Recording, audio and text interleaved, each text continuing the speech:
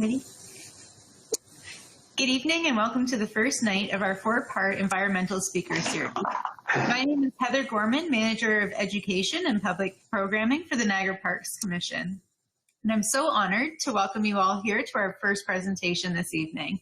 This Environmental Speaker Series is part of an important and exciting partnership between the Niagara Parks and Brock University's Environmental Sustainability Research Center, and is hopefully the first of many more programs to come in the future. Tonight, we are kicking off our series with Brian Kahn in a look at how we can return to traditional Indigenous ways of respecting and caring for Mother Earth. Brian Kahn is a leader with the Metis Nation and within the local Indigenous community. He is the chair of the Niagara Region Métis Council and sits on the Niagara Indigenous Community Advisory Board, focusing on reducing homelessness of Indigenous people. He is an ambassador for the Celebration of Nations, an Indigenous cultural celebration held in St Catharines annually. Brian is on the organizing committee for the Landscape of Nations, a tribute to the role Indigenous people played in the War of 1812. As a member of the Landscape of Nations, Brian is now working with a dedicated team of educators, historians, and community members who are rewriting the history of the War of 1812 through an Indigenous lens that will become part of school curriculum across the country. If you have any questions for Brian during or following the presentation, please feel free to type your question at any point in the chat box on your screen. Questions will be moderated by the director of our Environmental Sustainability Research Center, Ryan Plummer, and also by Amanda Smits, also with Brock University. Directly following Brian's presentation, Ryan will be moderating those questions to Brian to answer. So without further ado, it is my pleasure to turn the night over to our guest speaker, Brian Kahn. Thank you very much for the introduction and for this opportunity to share some of my teachings with everyone. I'm going to share my screen, or at least I hope I'm going to share my screen. So this will just give me a minute to, there we go, oops. All right. Okay, so I'm hoping you're looking at a beautiful sunrise coming up over a lake. So I'm going to start with what's referred to as a traditional opening. And ideally, I'd be doing this in the first language, which in my case would actually be Cree or Michif. But like many Indigenous people, our languages were taken away from us. And as a result, even today, we still struggle to reconnect with that part of our culture. And over the years, I've come to realize that Indigenous language isn't just the words. It's about the spiritual connection to the land and all the gifts that we've been given. Because the way of thinking for Indigenous people is so different from those, in particular those of European descent. Many of the words actually don't translate evenly, like word for word. You know, if I look at French or if I look at English, you can find a word that means the same thing in both languages. And in part, that's because the languages were written down, and so there's some commonality in that. But for Indigenous languages, the stories were shared orally, and there weren't exact translations. In fact, today there aren't even exact spellings of the same words because they were recorded phonetically. One of the best examples about translation is recently I was reading a story that was meant for grade ones. It's actually at my reading level. And I was reading this to grade ones, but it was also, it also combined with it not only the English story, but there was also a Cree translation. And when I looked up separately in the book, a simple statement, and that statement was, I dance. And when I looked that up in my Cree dictionary, the word for dance, or the word that was being used for dance, actually translates to the Northern Lights. And when you think about that, that is movement. But it's a beautiful movement of the lights across the night sky. And so that really gave me a good image of how different the words can actually be, or the translations can actually be. So all of that is to say, I'm going to be saying my opening in English. And so with that, we use the traditional opening as a way to come together in a good way. I don't know what your day's been like. I don't know if you were stuck in traffic. I don't know if you had a fight with the kids before logging on tonight. For me, it was not getting my camera to work almost immediately. But we need to come together and be in a good place and be of the same mind as one another as we join in this presentation. And it's important to realize that this isn't a prayer. It is an acknowledgement of the gifts that have been given and how thankful we are for them. And another way to look at it is it's a way of starting a meeting off on a positive note. You know, if all you do when you're preparing for a meeting or as you gather for a meeting, if you're only thinking about the positive things, then hopefully that meeting will then become a positive experience for everyone as well. So with that, we call to Kitchi Manitou, the Great Spirit, the Creator. You might call him God. We call to them and thank him in thanksgiving for the many gifts that he has given us through Mother Earth. And we are reminded that we need her. She doesn't need us. There is the underworld with the many roots that connect to each other. There are animals, insects, and plant parts that all live in harmony with one another to prepare the land for those who live above it, such as the plants and the medicines. And above on the ground, there are those plants that feed us and nourish our bodies, the medicines that feed us and heal our bodies and minds. The strongest of the medicines is the strawberry plant. It's also known as the heartberry. And it's a gift of love that welcomes new growth after a long winter. And I've been told that when harvesting, you should never pick the first plant that you see. You shouldn't even pick the second. In fact, it's not until you find the third that you know that it is safe to pick or to harvest that plant. And that is a way of making sure that there's something left behind for those who follow in our footsteps and to look to generations that follow after us. So I look to the Tree Nation, for they stand tall and proud, and they provide us the materials for our homes. They provide us the materials for our fires that we use for cooking or to stay warm. They provide us the fires for our ceremony. The trees are also home for the many birds, animals, and the small insects. And we are grateful for the many four-legged, two-legged, the winged ones, the swimmers and crawlers. They provide us with food, clothing, and tools. And I am told that a hunter does not choose the animal he hunts. It's the animal who chooses the hunter. And that is because the animals know their place and that they are a gift to us from the Creator. When I look to the winged ones, I am reminded of the eagle. The eagle is the king of all flyers. He can fly so high that he sees everything on the ground below, and he flies up to the Creator and can carry that message to him. I look to the waterways, and I am grateful for the water refreshes us. It provides us with transportation and a world full of life that is part of Mother Earth, as well as the gifts that she gives to us. Our bodies are made of water, and we are grateful. Our bodies are made of water, and we are grateful that it is through water that we are all born. And it's our relationship with Grandmother Moon who affects the movement of water on land and in our bodies as well. And she works with the women to bring forward new life. We're grateful to her for that, because it is Grandmother Moon who decides when our children will be born. I look to the sky world and I see our oldest brother Sun. Right now he's going to sleep. I can just see him over the horizon as I look out my window.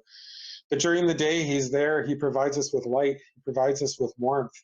And he helps us all to live on Turtle Island. And we are grateful to him. When I look to the night sky, I see the many stars. And I am told that each star is an ancestor who watches over us and guides us today as they have done for many generations. And so with that, I say hi or thank you. So that's a traditional opening. And it's meant as a way of, again, bringing everyone together, looking at things in a positive light. The reality is that this was a very shortened version. By tradition, if this was being said by someone who has their first language and who is living fully by their traditions, this could last for hours. And in some cases, they've even been known to last for days. So They are very important, they are very special, and that again shows the difference of the Indigenous people because they are grateful for everything and they recognize that everything has a spirit. So with that, we're going to move into my presentation, which is called Braiding Sweetgrass. And I admit it's the name of a book that I recently read. Well, to be perfectly honest, I haven't finished reading it yet. But as I was preparing for this presentation tonight, I knew that it gave the basis of how different the mindset is of the First Nations or the Indigenous people of this land. And I saw it as a guide for understanding those Indigenous ways of thinking and then as a gentle way of demonstrating the difference between Indigenous teachings and the more modern teachings that many of us are accustomed to. I'm going to say that this is a no blame zone. When I do my presentations about Indigenous culture and the traditions, I like to include the acknowledgement that this is not a place of blame. It's important to acknowledge that while some of the stories may be new to you, much of the true history of this land, Turtle Island, now known as Canada, has not been told until recently. And so you yourselves, going through school, I don't care what education level you have, probably were not told many of these stories. And so in some ways, this may be the first time you're hearing it. And it won't be the first time that when I'm finished a presentation, I've had people say, I don't believe you.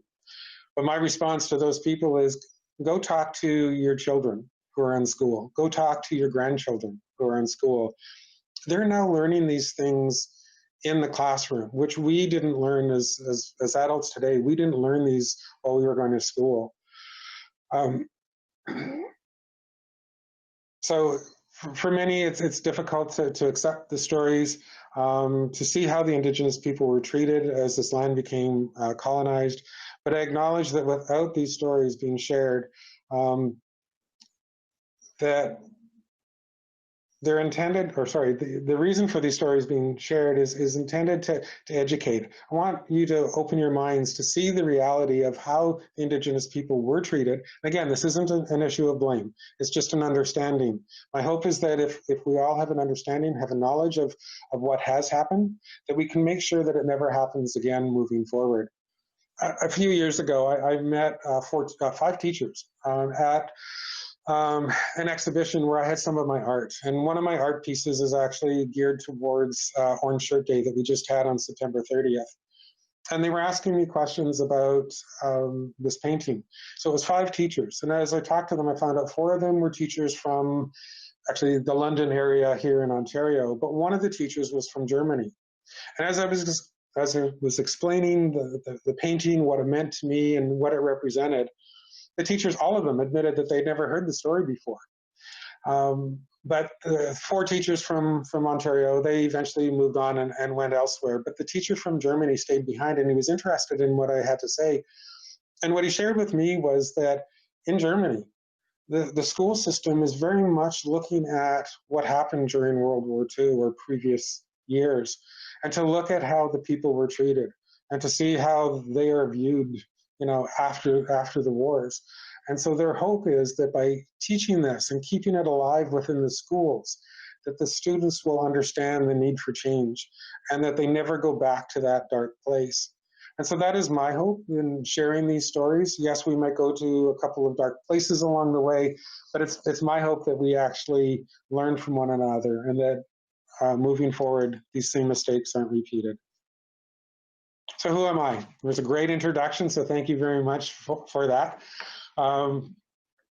But myself, I am a father. I am a grandfather. I'm a husband. I'm a brother, an uncle. I carry the stories of our people. I'm a firekeeper. I'm an artist, and I'm a student of all that the Creator has given to us. So I'm Métis, and my ancestry is of English and Cree heritage. My first grandfather came to this land in the 1700s. He was 13 years old when he came, and he was working for a company called the Hudson Bay. And so he left England, he came here. He started out as a writer, and he worked his way as a postmaster and a factor. And a factor oversees a number of trading posts. Eventually, he even worked his way up to become a governor of the Hudson Bay Company. So he did fairly well for himself. My first grandmother that he married and had children with came from the north. So when he came to Canada, he actually landed in Moose Factory, so up in the Hudson Bay area along James Bay. And he met my first grandmothers, the way I refer to them, my first grandfather and my first grandmother. They're the ones on this land at this point. And she was from Moose Factory, and she's known as Moose Cree or Mushkegewak, which is the Cree way of saying Moose Cree. Over time, they moved out west and they traveled as part of the fur trade. And I'm proud of that history. But I have to admit that I was never told the full story. I heard all about the Hudson Bay Company. I heard about coming from England. I heard about being a writer and a postmaster and all that. But what was left out of the story was the stories of my grandmothers. So as I go on this journey and learn more about who I am and my own history, I want to honor my grandmothers. And so when you look at some of the pictures that are up right now of me, you'll see that I'm dressed in furs, but I'm also dressed in the more traditional buckskin of the Cree people. And that, again, is my way of honoring my grandmothers. It is the women of this land who helped the men survive.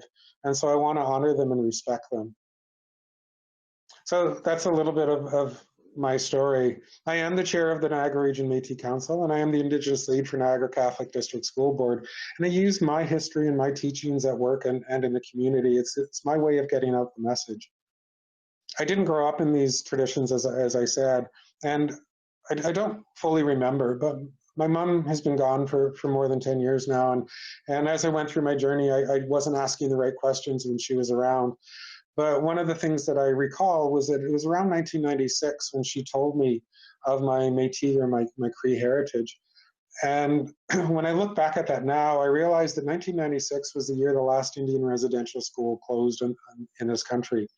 And I wonder in hindsight, was that what made her feel safe to share that story with me at that time? Was that the reason why 1996 became the time that she shared our heritage? I really don't know. And I wished I had the foresight to have asked those important questions when my mother was around. I do now, even though I didn't grow up in tradition, didn't grow up with the traditional teachings or the way of living. I have embraced it, and I am an Indigenous person. I don't say I'm half Indigenous or I'm part Indigenous. I am Indigenous. That's who I am. That's how I live my life. And I'm proud of that. I also get emotional about that at times, so we'll see how I do throughout this evening. I often kind of joke with my wife in that she married a white man, but she now lives with a red man. And so even her life has changed dramatically as a result of my coming to understand who I am and who my ancestors were. So coming back to the name of this presentation, it's called Braiding Sweetgrass. It's written by Professor Robin Wall Kimmerer. She's a botanist working at a university where she teaches science of our environment as well as plants. But she also uses her traditional teachings as an Indigenous woman and combines the two in a very successful way with her students. And she focuses on the spirituality of the plants and all beings that are on this land. One of my favorite stories that she told was when she was a young woman first entering into university. And she made the decision because of her life teachings that she had from her own father. She wanted to understand the world better. And for her, the world was the forest and the plants and animals that were within that. But one of the things that she noticed was along the roadways and the ditches, there was always goldenrod and asters, purple and the gold, and they always bloomed together, and they were very prolific with one another. And this fascinated her. So when she got to university and she wanted to get in the botany program, she had to go through an interview process. So the head of the department sat her down, and here's this young woman who has spent most of her life out in the woods. So now she's at a big university. She's very uncomfortable with who she is in the environment that she's in. And he asked her the simple question, why botany? And her answer was, and I love this, was that she wanted to know why goldenrod and asters grew together so well. It was that simple. Now, the interviewer, the head of the botany department, was not so impressed. But what he told her was that her answer was so bad, he felt that he had to accept her into the program. He had to share with her the truth and the science behind the plants, and that would give her the answers that she needed. So basically, he was going to show her the errors of her ways. But yet when I think about it, he's the one that was missing out. Yes, there is the science of plant life and of all beings, but at the same time, the Creator has matched these two plants together so beautifully. And her response is one that shows her special relationship with the land and what it meant to her. And in some native languages, the word for plant actually translates, just like dance is the northern lights or the aurora borealis. But the word plant actually translates to those who take care of us. So again, not a direct translation, but shows the difference of mindset of the Indigenous people. Indigenous teachings were not written down. Our stories and our education was passed down from person to person, from one generation to the next, by telling stories. These stories were shared only in the wintertime as we stayed inside where we could keep warm. The elders, the grandmothers, the grandfathers, the aunties, the uncles, the mothers, the fathers, they would sit around the fire, in my case of a teepee, and they would sit around the fire in the winter. The cold winds would be blowing outside, and they would be around the warmth of the fire and the light of the fire, and they would look to each other. And as they told these stories, they were meant to entertain. It was a way to pass the time, but they were also a way to educate. And when I go into the schools, I sit down with the students on the floor. I sit down as if I was the grandmother of the time or the grandfather of the time. And I tell them about the wintertime, telling the stories and the fire. And I actually bring with me a buffalo hide. I have a cow and a bull buffalo hide, and I choose to bring the bull because he's bigger. And so the class is sitting around, we're all on the ground, and I don't have them sit on the hide, but we sit around the hide. And I explain about the way that the stories were told and that the education happened in days gone by. And we have the imaginary fire in the center. One little side story is that when they sit down, they don't know what this animal is that they're all gathering around. And so I ask them if they can guess what it is. And I have everything from deer to bear to moose, all the answers that you might expect. Oftentimes, though, I will admit the students are really good, and they do eventually come to the answer of bison. But one little story was of a young girl, and I think this was a kindergarten class. I can't quite remember. But her response when I asked, "What animal do you think this is?" her reaction was, "It's a squirrel." So all I could do was wonder what kind of animals are climbing around in the trees outside of her home. So I think of that little anecdote often with a great smile, and know that hopefully I've had an impact on her life to show her that squirrels are a little bit smaller than what the bison is. But as we sit around and that fire in the classroom, or that pretend fire in the classroom, I tell them that the stories that I share, and so I'm saying the same to you, the stories that I share are now of my teachings. Again, I didn't grow up with them, but I'm learning them. So the stories that I'm sharing here tonight and those that I do in the classroom, they're mine. They've been passed on to me by elders. I've researched them. I've found credible resources, and that's how I'm working on my journey. But the true journey happens when the elders take me under their wing and show me the way and teach me. But it's important to know that there are many nations on this land, and every nation has their own stories. And with that, there are some similarities, but there's also many differences. So what I'm sharing with you here tonight is my teachings, my understanding of who I am and my heritage. They may be different than yours, and they may be different of another Indigenous person that you speak with. But that is part of the oral history and the traditions. You know, if we both, or if we're all sitting around a tree in a circle, each of us is seeing a different part of that tree. We're all looking at the same tree, but we're looking at it from a different vantage point. And some of us are seeing what we perceive to be the front, and others are behind at the back, but yet from their perspective, they're looking at it from the front. So when I provide these teachings tonight, I ask you to look at it as if, okay, we're all looking at the same tree, but yes, there might be different perspectives as to how the story goes. So I invite you to join me on this virtual night of Around the Campfire, as the snow's not blowing outside, thank goodness, but it is on its way. So when we look at some of the stories, on this land that we now know as Canada, it was and still is known to many as Turtle Island. And each nation has its own creation story, and many of them revolve around water. And water is sacred, and it's where all life begins. And so the story, the creation stories, it makes sense that water is involved. For the Haudenosaunee, the Anishinaabe, and the Cree people, they focus on their creation stories that evolve or revolve, around the great waters. And eventually, in all the stories, the people are brought onto the back of a great sea turtle. And so it is today that we live on her back with the waters that surround her and that run over her and through her.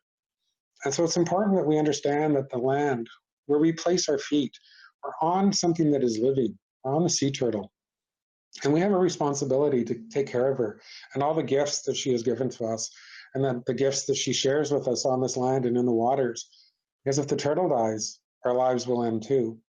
And so sometimes by putting, through telling these stories and putting a personality or a life fixture onto an item, there's a better understanding of how important that item is. Again, within the Indigenous culture, everything has a spirit. Everything is alive. Even the rocks, they have a spirit, they have a life, they have a purpose. And so that is the Indigenous way of teaching and thinking. I'm going to start this with some discussion about plants and about this land. And I'm going to start with the 4 sacred medicines. Now, many nations recognize these as sacred medicines. Some don't. The Inuit, for example, would not look at these as traditional or sacred medicines. Their life existence is very different as far as their environment and what's available to them. But for many, those that are of First Nation heritage or Métis heritage, we have the 4 sacred medicines. And these plants can be used in their plant form as a way of being used as a gift. They can be used to purify a space. They can be used internally, topically, or part of ceremony. And for example, these 4 medicines are often used either in a sacred fire environment or in a smudging ceremony. And with the smudging, it's a tradition that I didn't grow with, but it's like the opening where I say that we're all coming together, coming to one place of a positive way of looking at things. The smudging process is sort of the same thing. One of the medicines or a combination of the medicines are placed into a shell, and they're lit on fire and they burn. And so as the smoke rises, the person who is smudging actually uses that to purify themselves and prepare themselves for the meeting. And so if I were to be doing it today, and if there was the medicines in front of me, I would actually start by washing my hands through the smoke of the smudge bowl, and I would wash them. Once they were clean, I would then take the smoke and pull it over my head, so that as the smoke goes over my head, I'm only having good thoughts as we are gathering together. I'll then take it to my ears, so that as people speak, I only hear the good of what they have to say. I bring it to my eyes so that as I look across the table or look into the monitor on my screen, that I only see the good in the people. Then I bring it to my mouth so that I only speak the truth. And then last, I bring it to my heart so that everything that I say is sincere. Now, some people will also then push the smoke down along their body. They'll turn around, and if someone is handling the smoke or the smudge bowl, they'll fan the smoke along the person's back. They may even lift their feet so that the smoke can touch the soles of their feet so that they walk in a good way. This whole ceremony was foreign to me at one point, but I embrace it. And again, it's part of the Indigenous culture that I am growing up in. Even with the gray hair, I'm still growing up. And I love it because it is making sure, just like that opening address, that we really see the good in people, and we only want to represent the best of who we are. And so that's what the smudging ceremony is all about. But it is personal, and when I share this with others, it's up to them whether or not they want to participate. But for me, I've come to respect the Indigenous teachings and what it actually stands for. Now, each of the 4 medicines have their own teachings, and so I'll go through them quickly. Sweetgrass, it's the sacred hair of Mother Earth. Its sweet aroma reminds the people of the gentleness, love, and kindness that Mother Earth, that she has for the people. When we dry the sweetgrass, it's braided into 3 strands, and you can see it sort of in the center of this picture that's here. And the 3 strands represent love, kindness, and honesty. And it helps purify the spirit. And when it's used in prayer, it's used as a way of caring for someone, showing hope for someone, or showing someone that you love them. So if you're using it in smudge, or if you take the sweetgrass to take into the sacred fire and put it into the fire, the message that you have should be one of hope and love for that individual. And as the medicines go into the fire and they raise up to the skies, that message is then carried through to the Creator. Sage is the second one. It's in the bottom on my screen, left-hand corner. It's the whitish-looking items in the bowl, and it can be used in many different ways. It can be used as it can be made into tea. It can be used in cooking, but in ceremony, it's used to carry the message, but it's also used as a healing medicine. It has healing properties, and it's often used to clean a space. So today you see someone who started a new job and is in a new office, or they moved into a new home, and they walk around with sage, and it's often tied in a bundle, and they'll light it and they'll take it around the room, and that actually helps clean the space. It cleans it of any bad history or negative thoughts of the people that were there before. And there's some scientific proof that actually the sage, as it burns, actually purifies the air as well. So there is more than just the traditions and the teachings. There's some science behind it. That head of the botany department might be surprised. Third medicine is cedar. And again, it can also be used in many ways. I often use it in tea. You can't drink it too often or too much. It does have some negative effects if you overdose on it. But it can be used to help cure a cold. It's great if you feel a cold coming on. The vitamins that are in it are amazing. And you can also use it in your bath water. So if your body is aching, your muscles are sore, have a hot bath and toss some cedar boughs in the tub with you. A little hard to clean up afterwards, but it's a way of taking out some of those toxins that are in your body. But in ceremony, when it's added to the fire, it crackles. And I've been told that crackling is what draws the attention of the Creator. So it's a good way of starting the ceremony. And cedar itself, when used in ceremony, is used as a way of protecting the surroundings and keeping out the bad thoughts or the evil thoughts. And in a sacred fire, again, I'm a fire keeper, you have the fire in the center, and then you create a ring that is protected. And that space between the outer ring and the fire is a sacred place that people walk into. And during that time, they're thinking about the message that they want to give to the Creator. They've chosen one or a combination of any one of these medicines. And they take it and they walk in a circle around the fire, and they at some point drop the medicine into the fire, and that smoke carries your message up to the Creator. But we line the outer ring of the sacred fire with cedar as well, and that sort of just protects that space to keep it as a clean space for the individuals who are there as they are in communication with the Creator and bringing their prayers together. And then the last one is tobacco. And it is a plant that's grown locally. When you harvest it, you cut off the leaves, you dry it, and you crush it up, and it's in the bottom right-hand corner. It's the smallest of the bowls that are on display there. And it has a number of uses. Now, it's not something you take internally, but it can be smoked. You can smoke it in a pipe. There is something that is actually called a peace pipe or a sacred pipe. But it's often used in ceremony as part of a sacred fire.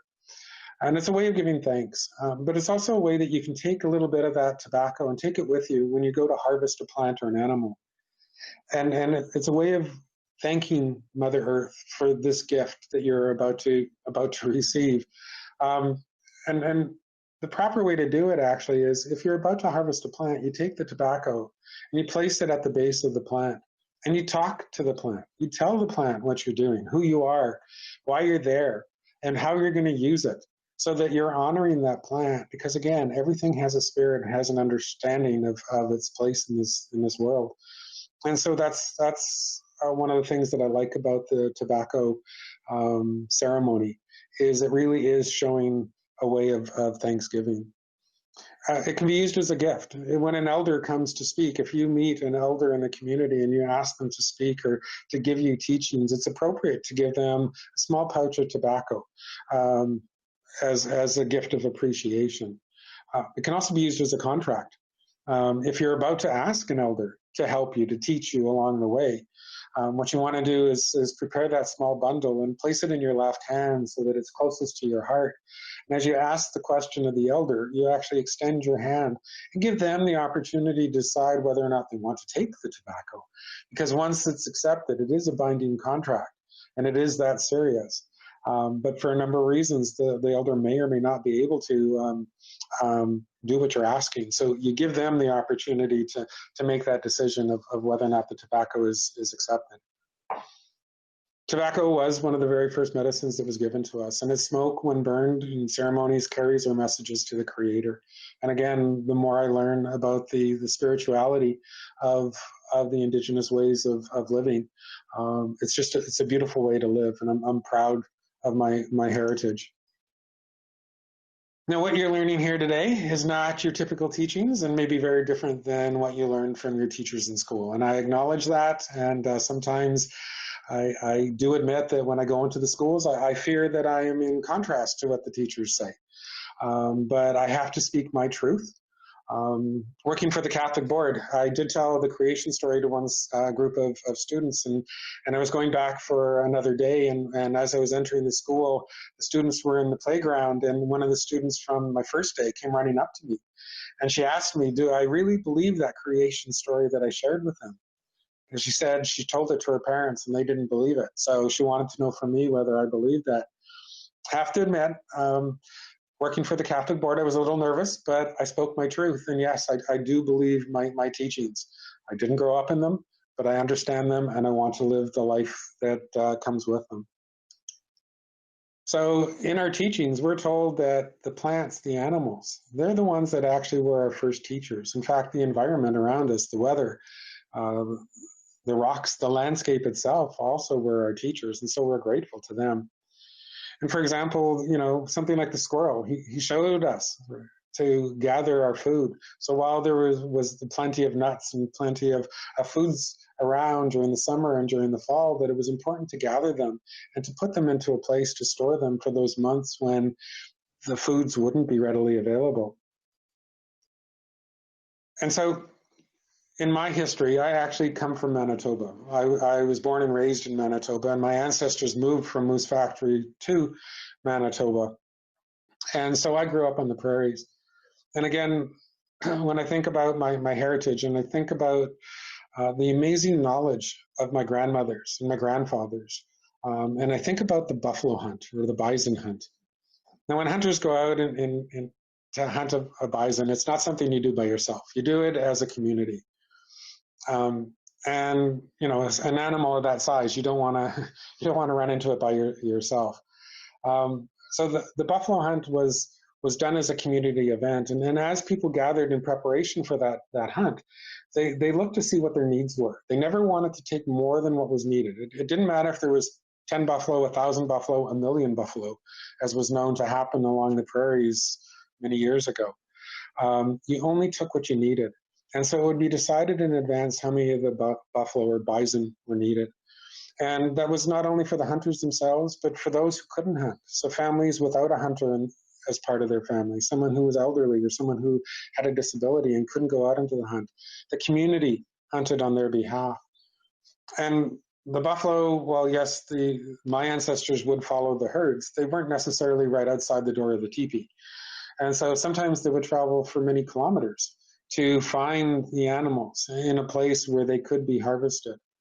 And so now you've traveled a long distance away, and you've not just harvested one, you've got 2, 3, maybe 4 of these large animals, each weighing about 2,000 pounds. You're like 20 kilometers from your community. So how do you take this 2,000-pound animal and get it back to where your main camp is or your main community is? And what I loved is the science that the Indigenous people had on this land. They knew that by using every part of the animal, the animal was being respected.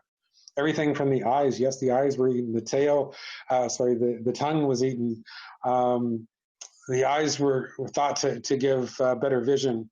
For men, eating the scrotum sac of the bison also gave them virility. The horns were used as cups or vessels to carry items. The meat was used, obviously, to eat, but the internal organs were also used. And something like the stomach was used as a way of carrying water. It was waterproof, so you could carry water in it. But it was also a way of carrying the meat back to the settlement. And they did that by, on the hunting ground, they would actually prepare the animal, and they would cut the meat up into little strips. They would put it out in the sun to dry or put it over a fire. And after a number of days, the meat would be so hard that it would be dried out. And they would take 2 stones and they would pound those stones together. And with that, they would take the meat that had now dried out and turned it into a powder. And so now they've taken a 2,000-pound bison. They've dried it, they pounded it together, using every part of it. They even used the fat and the marrow from the bones, and they created this paste that became something that was known as pemmican. And as pemmican, it was high in energy, high in protein, high in all nutrients. It was actually the very first power bar. And you didn't need very much of it, which is a good thing because it wasn't the tastiest. And by the techniques that were used, there was often animal hair left in the meat as well. And because stones were used to pound the meat to turn it into that powder, often there were little bits of stone chips as well. So not only were you getting the nutrients from the animal, but you were also breaking your teeth on some of the stone chips that were left behind. But in doing that, you created this paste or this pemmican, and you placed it inside the stomach of the bison. And now you had a vessel to carry that back to your home.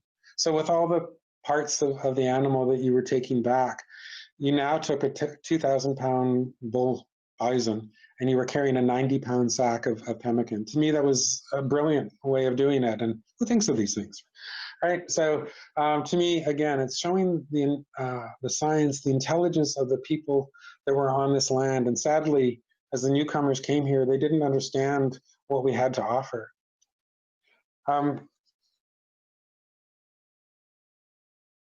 When I look to other stories of other nations, I look to the Three Sisters plantings.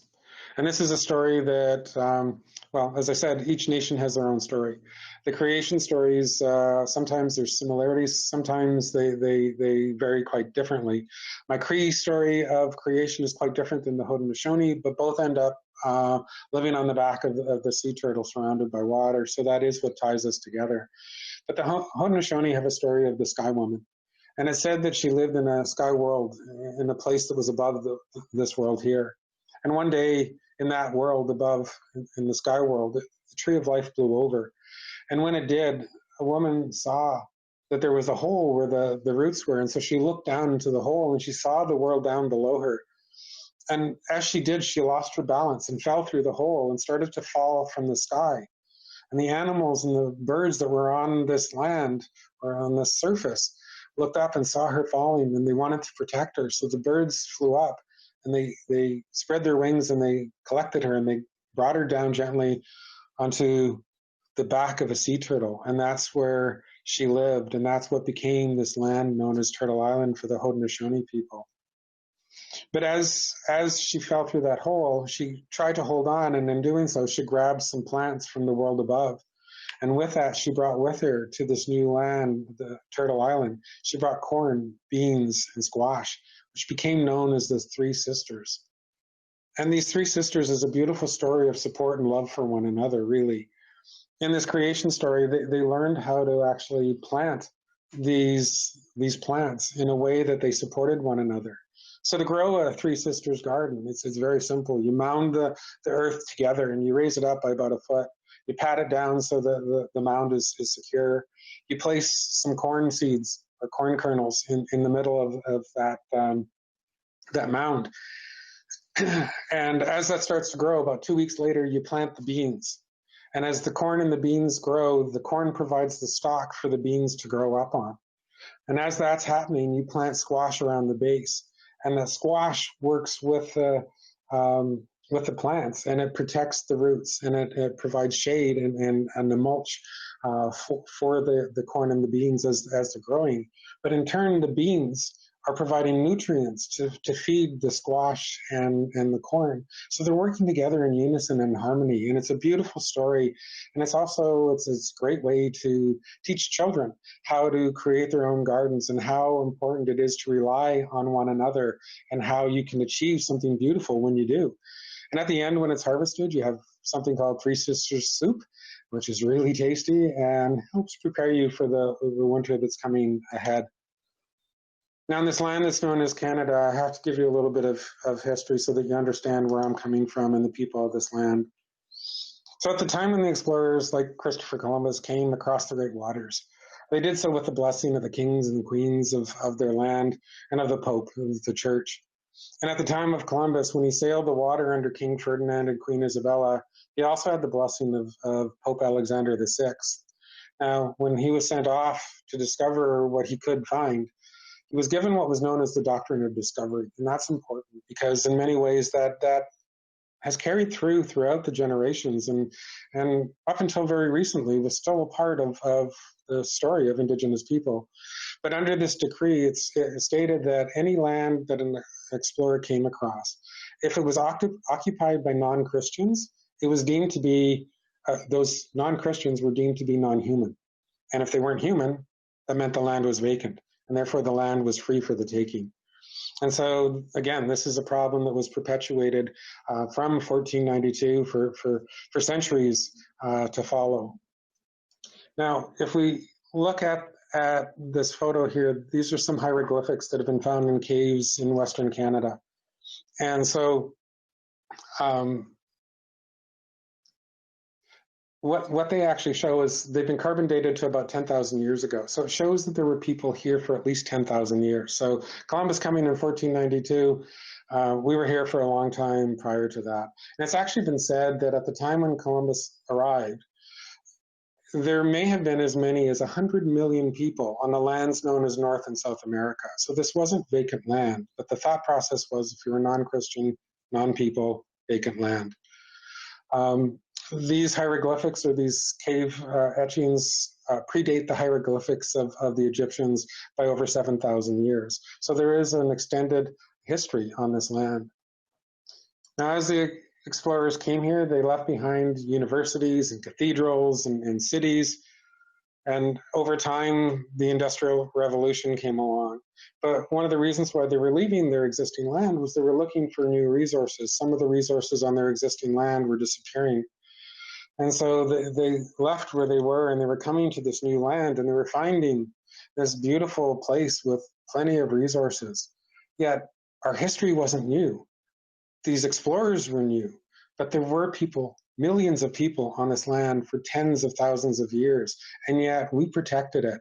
We ensured that it would be there for future generations. And so that is very telling to me of different worlds that really were on this planet, the same amount of time probably, but the difference in the way that they cared for the land.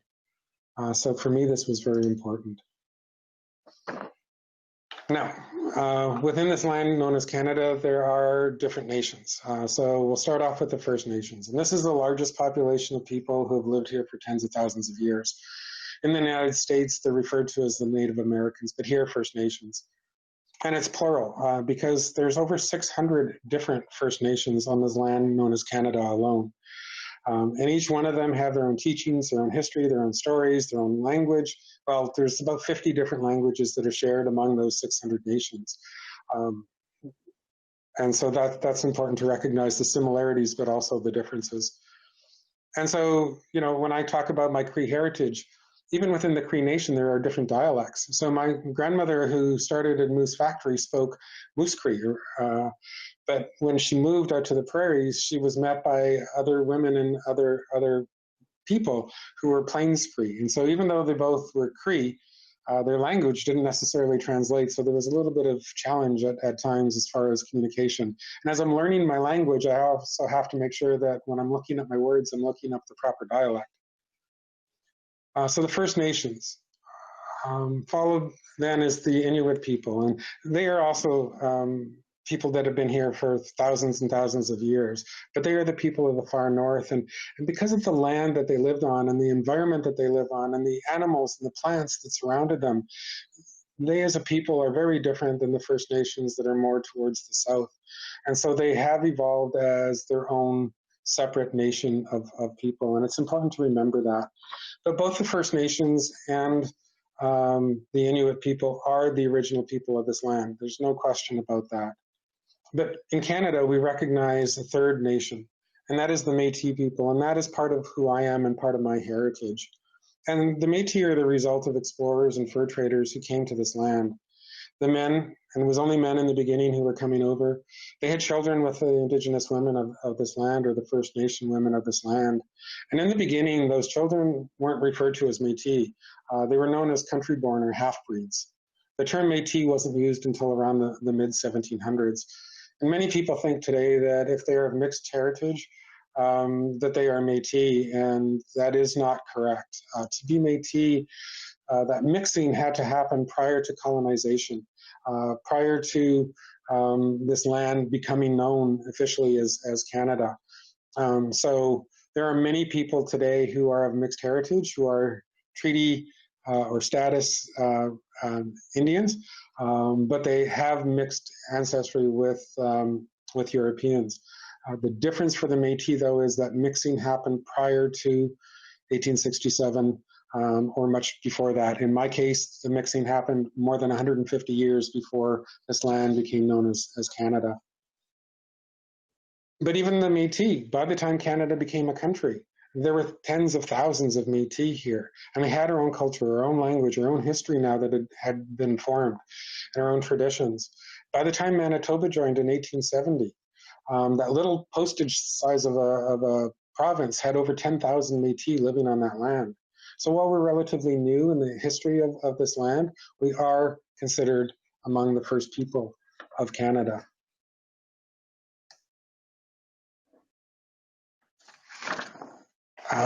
What's important, and what this slide shows too, is that Section 35, so in 1982 when the Constitution came back to Canada, the first people of this land, or the Indigenous people of this land, were recognized, and that included First Nations, Inuit, and Métis people. All of us are listed there. Now, what's in a name? I'm using the term Indigenous here, and many times people will use the term Indigenous and think they're only speaking of First Nations people, but the reality is Indigenous is an umbrella term that is used for all three of these nations. At the time of the Constitution, though, the word Aboriginal was used. And we can't give up, even though politically it's no longer the term of choice, Aboriginal. It is in some legal documents. And as a result of that, we have to keep that term alive. If we say that we're not Aboriginals, then we give up our rights to being part of Canada's Constitution. And in Ontario, Aboriginal is also used in the Education Act. So that takes us out of education.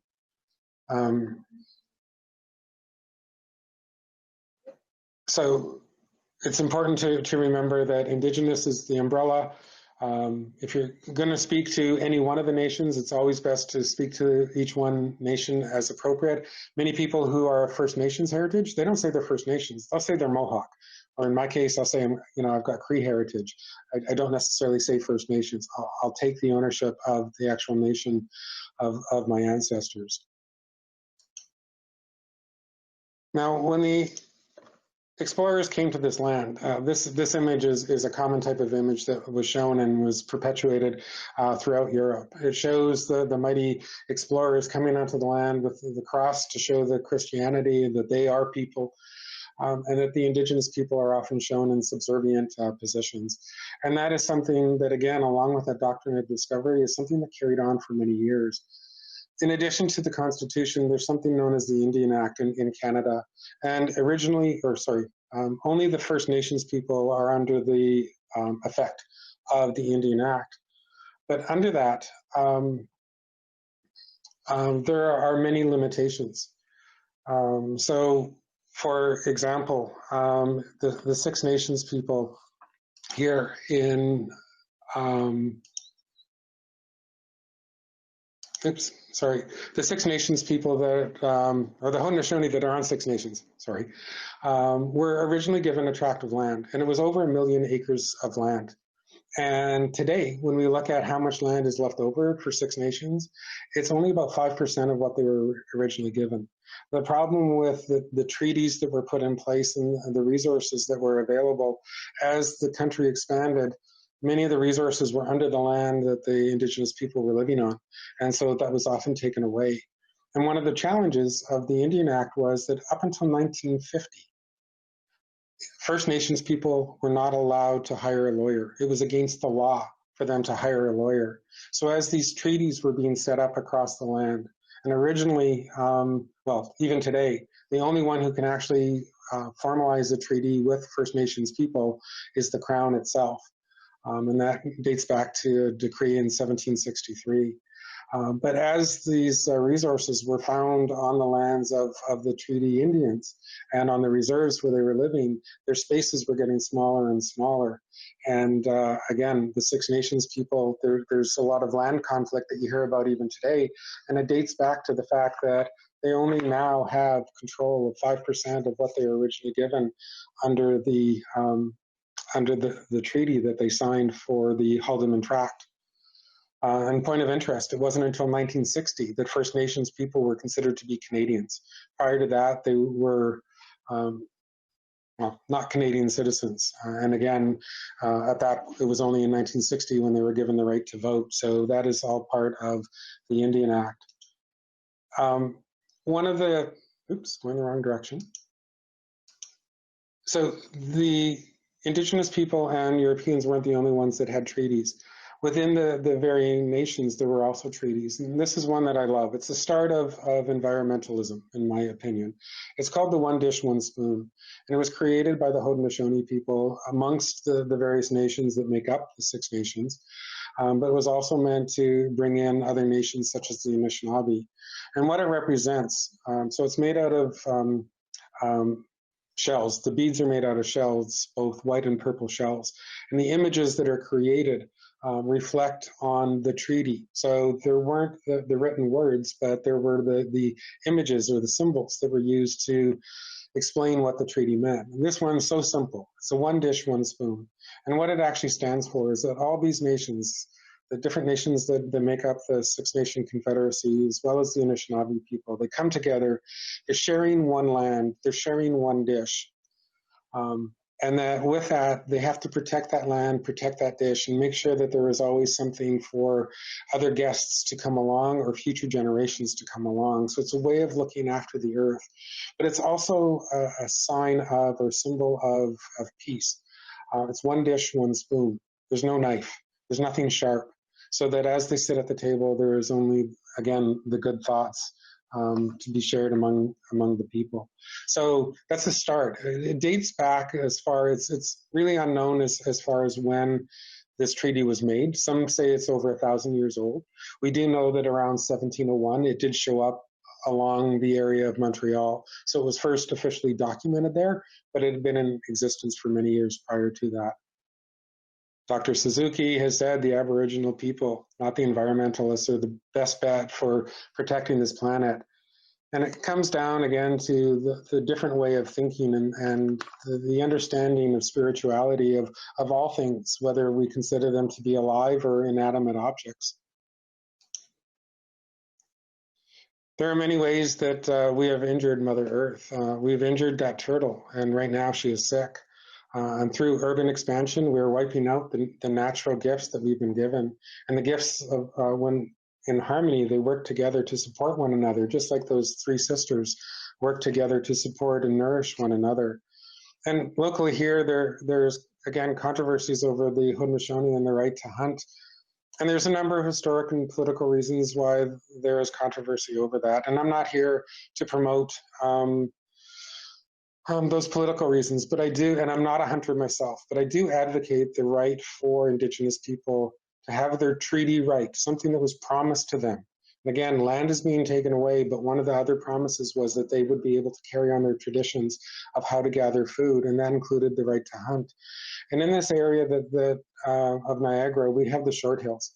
And every few years, we have the opportunity for the Haudenosaunee to go into the short hills and to actually hunt the deer of the land.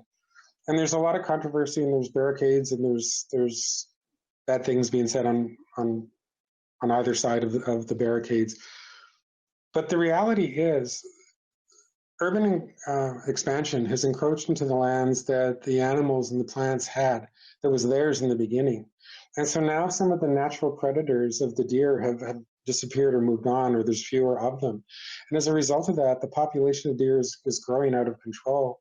And last year, when we got together to talk about the hunt at Short Hills, we were told that the land is capable of holding and caring for about 150 deer, but that the population actually had exceeded 400.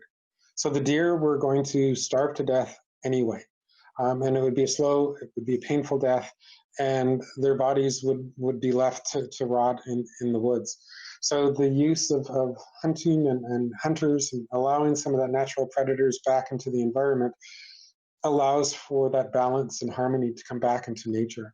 And again, I'm not a hunter myself. My wife laughs at me. She sees me with the furs, she sees me in my buckskins, and I get upset with roadkill.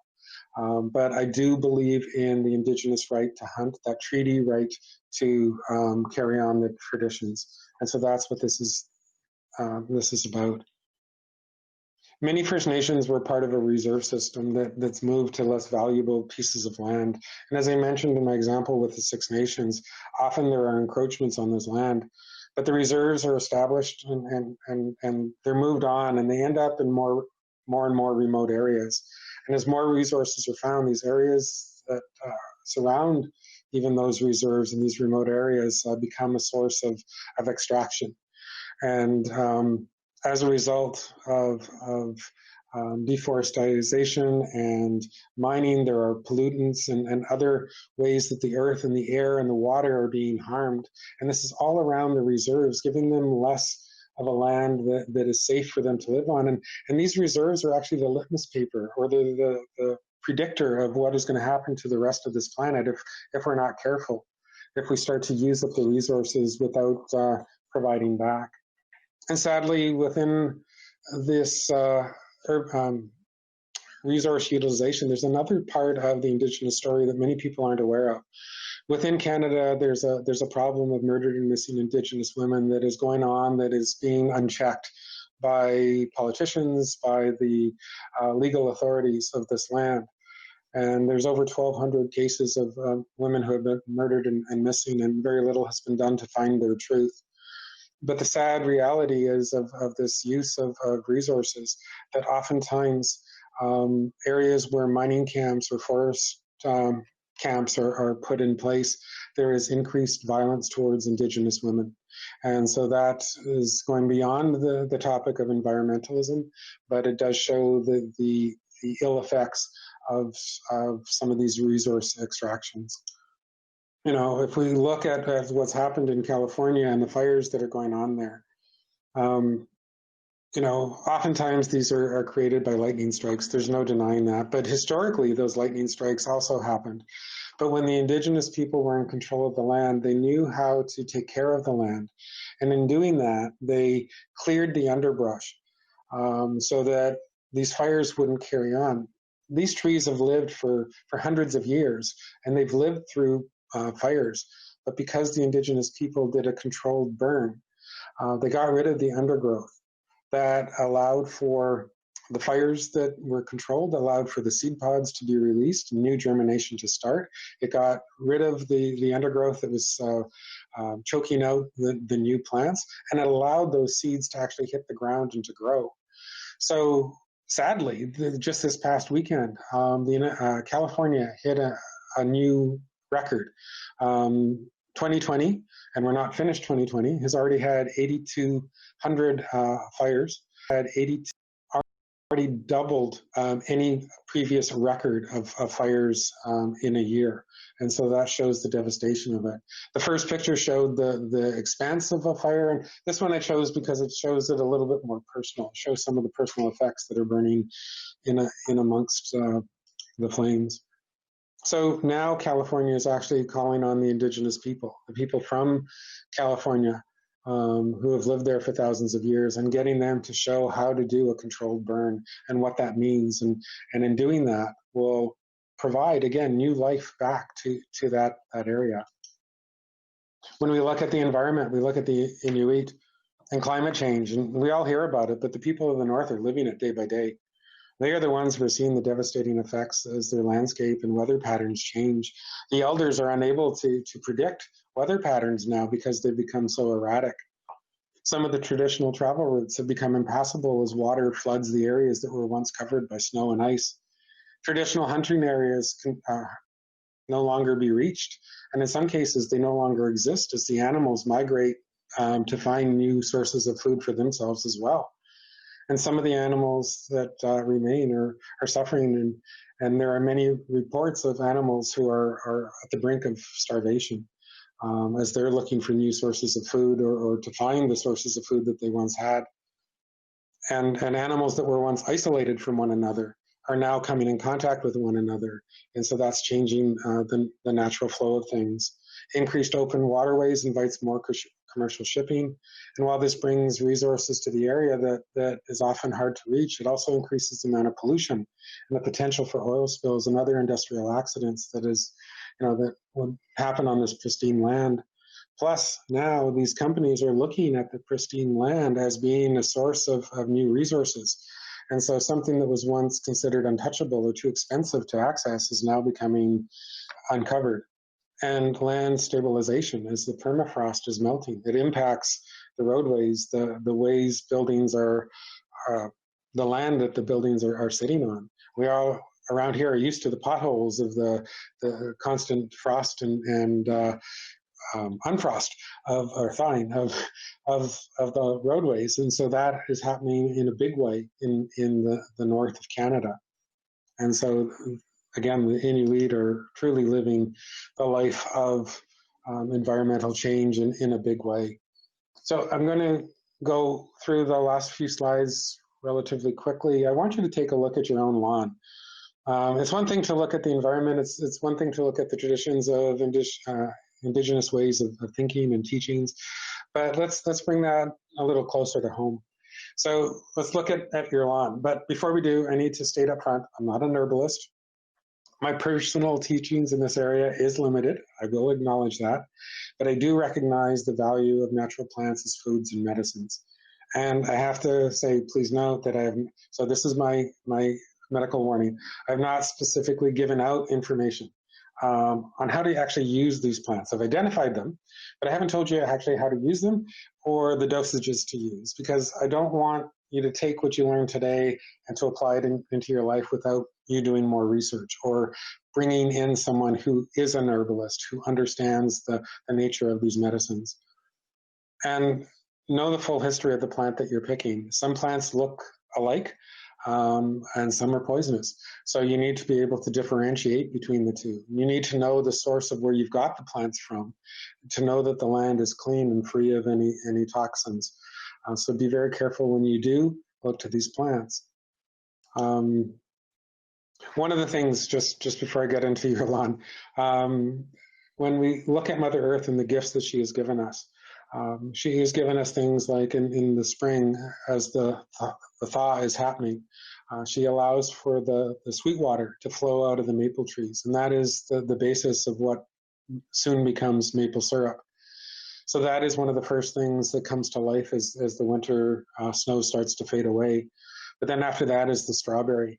And the strawberry is mentioned as one of the strongest of medicines, but in part that's because it's one of the first fruits to bloom in the season. And when I'm talking about strawberries, I'm not talking about the ones you get at the grocery store. These are the woodland strawberries. These are the natural strawberries that haven't been genetically modified. And these ones actually, even though they're smaller, have a stronger flavor, and they're fuller of nutrients to help heal your body. So Mother Earth is really giving us, she sets the table that we eat from. So looking into your lawn, I'm sure many of you recognize this as plantain. You may not have known its name. You find it in your lawn, in the cracks of a sidewalk, along your driveways. We've pulled it out, right? but it has many healing properties, and it can be used as, for example, an expectorant. It can be used as a diuretic. It has anti-inflammatory properties and can even be used to treat diarrhea. There you go, right after supper. The seeds of the plantain, some of the uses of the seeds are the same as the plant itself, but in this case, the seeds also can be used to work on urinary tract infections. They help brighten your eyes so that you can see clear, and helps with blurred vision.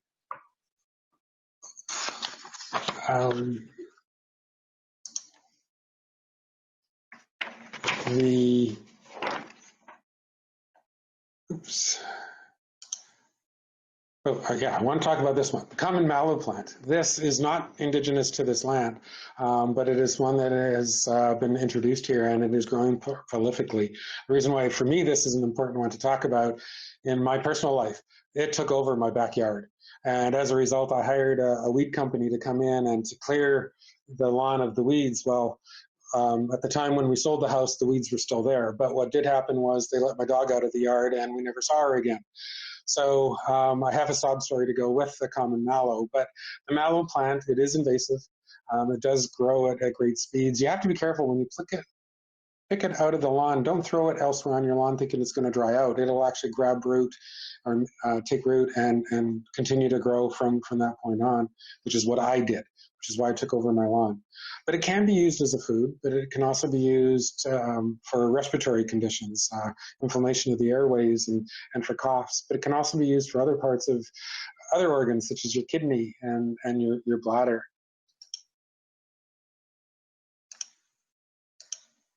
Red clover, you use the flower heads. It's also been used to help control coughs and bronchitis.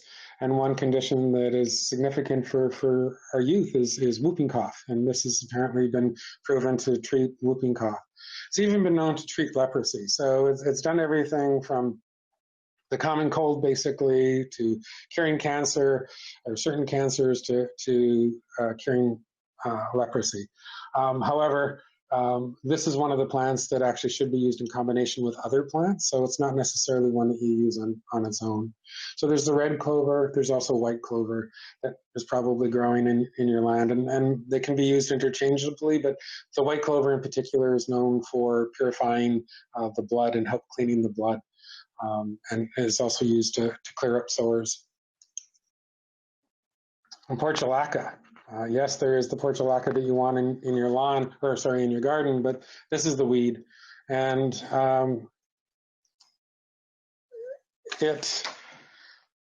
you can eat the stem, or you can use the stems. They're an anti-inflammatory agent. It's also antimicrobial, which means it's an antibiotic.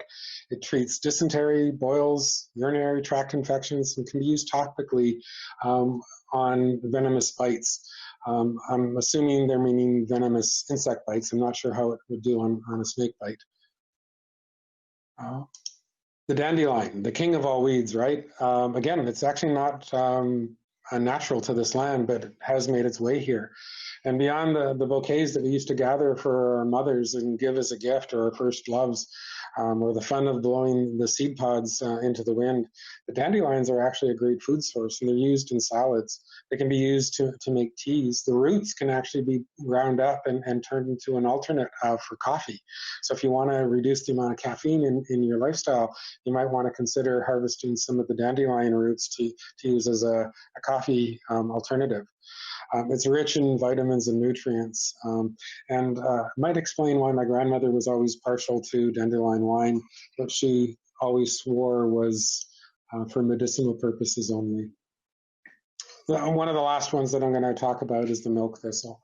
Many thistles on this land are actually not indigenous to this land, or not native to this land. They've been brought here over the many years. But the milk thistle is one that is indigenous to this land, and it does have some good properties. One of the ways that you can tell a milk thistle from others, the flowers might look the same, but the milk thistle actually has this mottled leaf, or this marbled leaf, and that's what actually separates it from the other thistles. It's been used to clear skin conditions, everything from acne, and by ingesting it in the proper way, it can even provide you with softer lips. So treat those peeling lips. It also works on your liver function and has been known to help with overindulgence of the alcohol. So I don't know, again, in what dosage you would need to do that, but that is one of the uses for this, is to break down the alcohol in your body within your liver. We have many gifts from Mother Earth, and the Creator has given us these gifts. And I'm going to finish off with a little bit of a story. And I realize I've gone over an hour, so I hope I still have you with me. There is a story of the Creator, and it goes back to that maple syrup. And that is a gift that the Creator gave to his people. And he showed them how to gather it from the maple trees. And once he gave it to them, the Creator went off to look after other duties. And at a later date, he came back, and he came to the village where he had gifted this liquid to the people. And the village was empty. But everything was left in a mess, and there wasn't even a dog left in the village. And so the Creator went to look to find where everyone had gone. And when he got out into the woods, he saw the maple trees. And below, at the base of the maple trees, were all the people. And they were laying on their backs with a straw sticking into the base of the maple tree. And even the dogs were laying on their backs with straws from the tree into their mouths.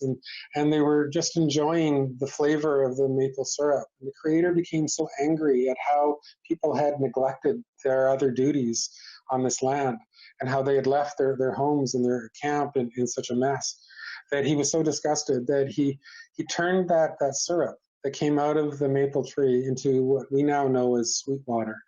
And so the water that actually flows from those maple trees is water. It's sweet. You can drink it. It's full of nutrients and vitamins. But in order to turn it into that sweet maple syrup, you actually have to boil it for many hours, in some cases even days. So the Creator has never took the gift away. It's always there. But he wants to make sure that we're working for it and that we deserve it. And I think in many ways, as we look at the environment today, the Creator is asking us to work for it again. We're living on the back of a live turtle, and she deserves to be taken care of. Her waterways need to be cared for. And so we have a responsibility, and the Creator has given us that duty. And again, he's reminding us that we need her. She doesn't need us. And so with that, I will end my presentation. And I will pass it back, hopefully, to our moderator, Ryan. I'm not sure. Am I back on? There we go. Yes. Thanks so much, Brian.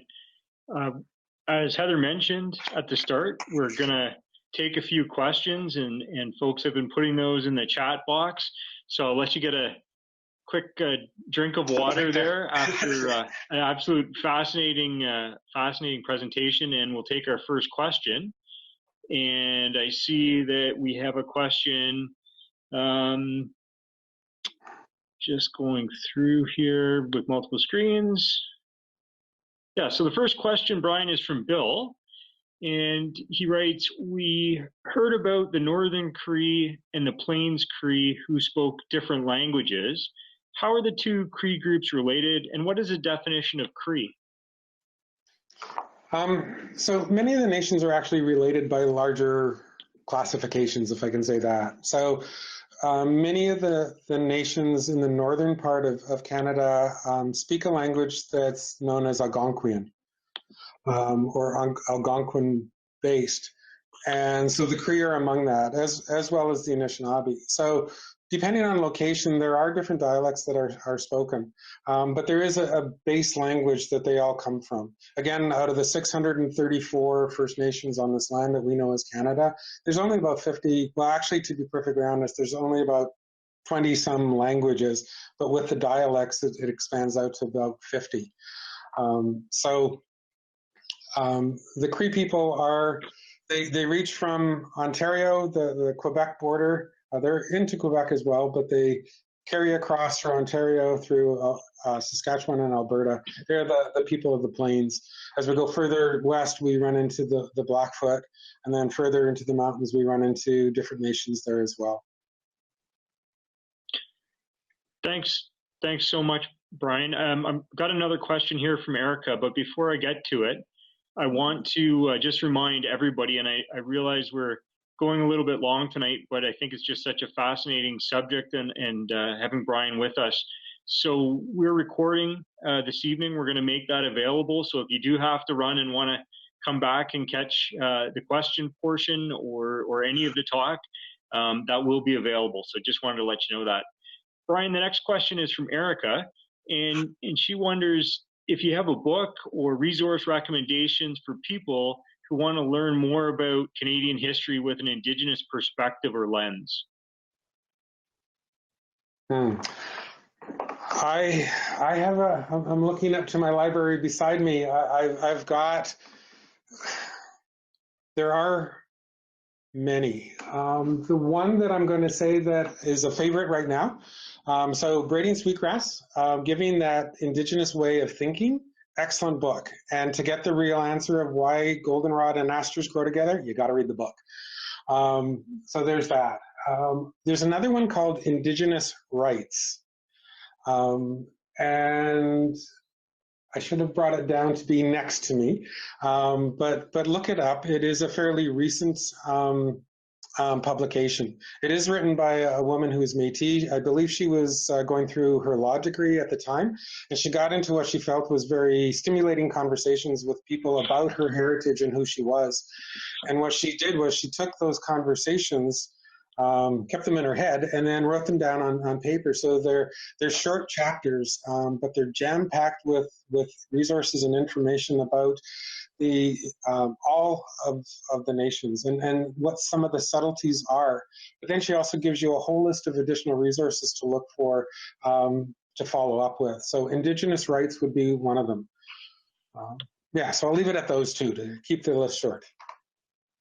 That sounds great. And what we'll do, and Amanda and I are working together on this evening, so we'll actually put that suggestion in one of in the chat box, and we can make that known to people along with some of the other suggestions. I see Pam and Kent also had a suggestion from the University of Alberta. So lots of good ideas. Jessica asked, Brian, what gives you hope for our future? You know what, the landscape is changing. These days we're hearing a lot of negativity about racism, and absolutely, racism is a problem for many different people. But it is certainly an issue for Indigenous people as well. And unfortunately, we're often lost in the stories and the struggles about racism. But at the same time, I'm seeing promise. There's people that are coming. Everyone who joined in tonight, I'm sure not everyone was of Indigenous heritage. So there's an interest in that culture and knowing more. And you mentioned the University of Alberta. I'll give them a plug. They've got a great program, an Indigenous program that I have taken. It's an online program that you can actually do at your own pace.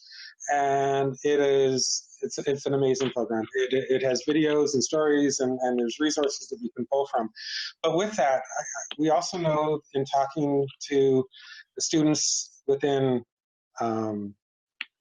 the school board system, but also at Niagara College and Brock University and other universities across the country, there's an interest in Indigenous culture and history. So people want to know. It wasn't part of what we learned years ago, but now that it's being made available, people are clamoring. They want it, and they're doing it out of respect. And what I love when I do some guest lecturing with Brock University, and what I love is that there are people from all over the world that are there. And they are hearing for the first time some of the stories of the first people of this land, and they're fascinated. And we also see some of the similarities of how the Indigenous people of this land were treated, similar to other nations and other Indigenous people elsewhere. You know, the Indian Act that I talked about here in Canada, that actually was the formula for apartheid in South Africa. So, I mean, if you want to look at how bad things are, many people are aware of what happened in South Africa and the racial issues there, it was actually based on what was done here in Canada. But having said those negatives, there's that interest, there's that desire to know more about the Indigenous people. And yeah, it's an exciting time to see that grow. And Brian, I just think that question and that idea of hope and of interest is a great way to end this evening. And so I just have a couple of comments that I'd like to share with you, because I know, given our platform, I want to share, first of all, just the number of people that are moved by your talk this evening. They're expressing their appreciation to you in the chat box for sharing this. And so on their behalf, on all of our behalves, I really want to just say thank you, Brian, for welcoming us and bringing us together in such a good place, sharing your intensely personal journey with us, and speaking your truth. The stories that you shared and the teachings that you were open to sharing with us, really there was so much wisdom and knowledge in those. And I know for myself, at least, I'll be going back to listen to this whole recording, because I'm sure I'll hear more the second time. So, and I think that the message of hope that you ended on really resonated with all of us and opened our minds to this idea about braiding sweetgrass and really thinking about what we can do in our own ways also. So just sincerely thanks from all of us. I want to also thank the team of individuals from the Niagara Parks Commission and Brock University that made tonight possible. And last but certainly not least, I want to thank you, all of our audience members, for joining us at this inaugural event in our Environmental Speaker Series. If the attendance and the speaker and tonight was any indication, the rest of the series, as well as future years, this is going to be a wonderful, wonderful series of events that I look forward to. I want to invite and welcome all of you to join us next Wednesday. That's October the 14th, when we're welcoming Dr. Jessica Blythe from Brock University, who's going to be speaking about resilience and climate change in the Niagara region. And I think there's some really interesting connections between Brian's presentation this evening and what Jessica will be speaking to us about next week. So that's all from the team here, but thank you again for joining us. And Brian, our sincere thanks for a wonderful kickoff to our speaker series. Well, in the Have a good night, everyone. In the language of my ancestors, I'll say Kawapimitin. I'll see you again.